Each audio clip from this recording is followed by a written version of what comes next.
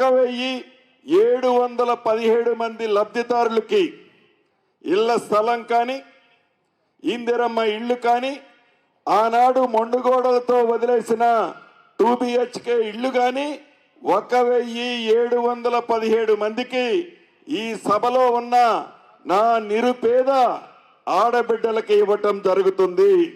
దీంతో పాటు మిత్రులు చెప్తున్నారు ట్రాన్స్జెండర్స్ కూడా ఈ రాష్ట్రంలో ఎక్కడా ఇయ్యని విధంగా మొదటి విడత రామగుండంలో 50 మంది నా సోదరీమణులకు కూడా ఇవ్వటం జరుగుతుంది. ఇది పేదోడి ప్రభుత్వం, పేదల కష్టాలు తెలిసిన ప్రభుత్వం, ఇందిరమ్మ ప్రభుత్వం పరిపాలన అంటే ఇది. దొరల పరిపాలన అంటే అది.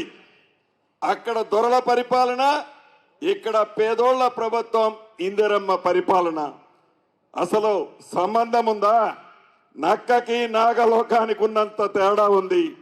పేదోళ్ల కష్టం తెలిసిన ప్రభుత్వం ఈ ప్రభుత్వం. అదే రకంగా గౌరవ స్థానిక శాసనసభ్యులు నన్ను ఇంకా 2 కోరికలు కోరారు. ఒకటి, సింగరేణి పరివాహక ప్రాంతంలో 76 జీవో.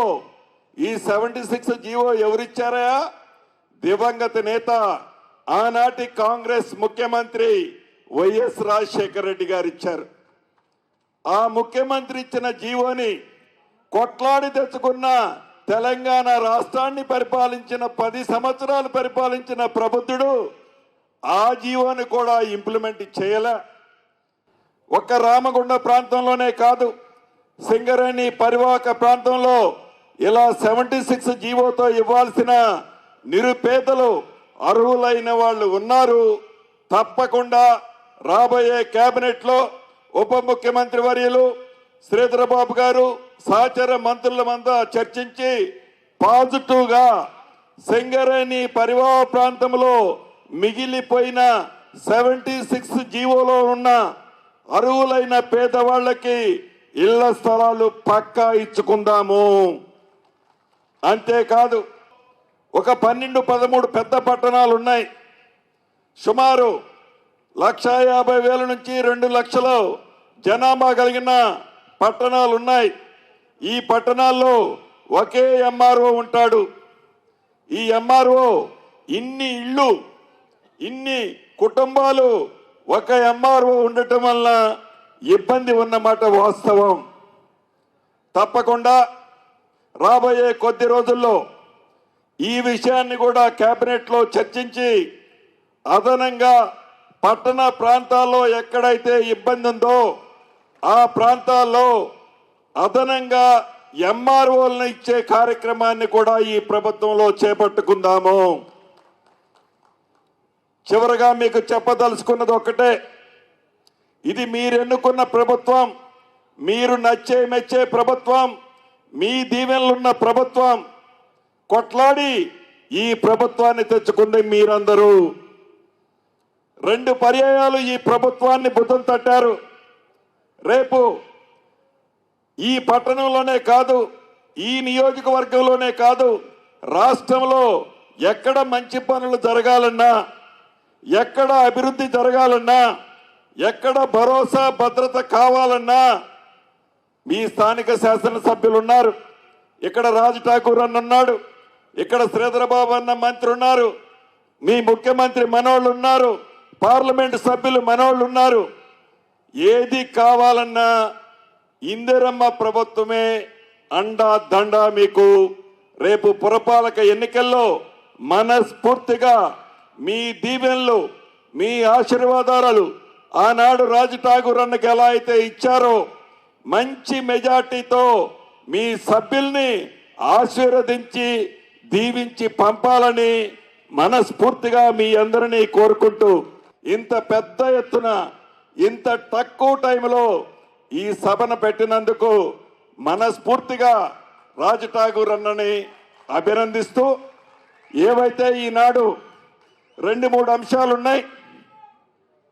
ప్రధానమైనది, మొదటిసారి ఇంత పెద్ద ఎత్తున రాష్ట్రంలో రామగుండం నియోజకవర్గంలో 586 మంది నిరుపేదలకి ఇళ్ల స్థలాల పట్టా ఇచ్చే కార్యక్రమం ఇవ్వబోతున్నాం.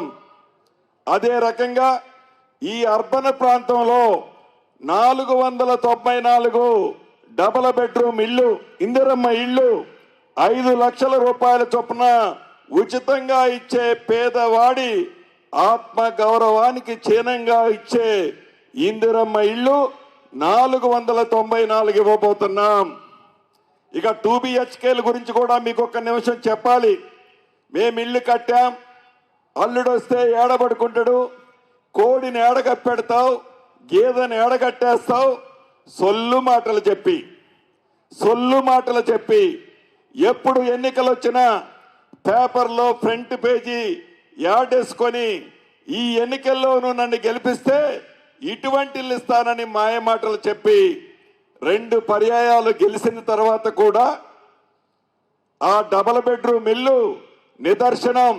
రామగుండం లాంటి ప్రాంతాల్లో, రాష్ట్రంలో అనేక ప్రాంతాల్లో మొండి గోడలతో దర్శనమిస్తే, మొండి గోడలతో కనిపిస్తుంటే ఈ ప్రజా ప్రభుత్వం, పేదవాడి కష్టాలు తెలిసిన ఈ ప్రభుత్వం వచ్చిన తర్వాత ఫైనాన్స్ మంత్రి గారు భట్టి గారు, శ్రీధర్ బాబు గారు, కేబినెట్ సహచరులు, ముఖ్యమంత్రి గారి ఆలోచనలకు అనుగుణంగా అటువంటి మొండి గోడలన్నిటినీ పైకు లేపి స్లాబ్ వేసి ప్లాస్టింగ్ చేసి ఈనాడు రామగుండంలో ఏదైతే ఇస్తున్నామో 633 ఇళ్ళు, అలా రాష్ట్రంలో ఇప్పటికే వేలాది ఇళ్ళు ఇచ్చాం.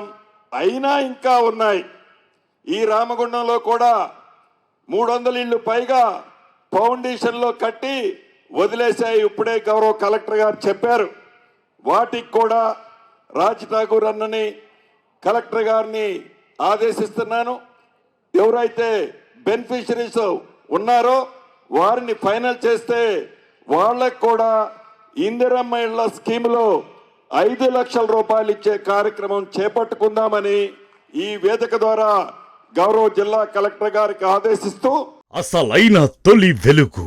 ఫాలో వాట్సాప్ @తొలి వెలుగు అఫీషియల్.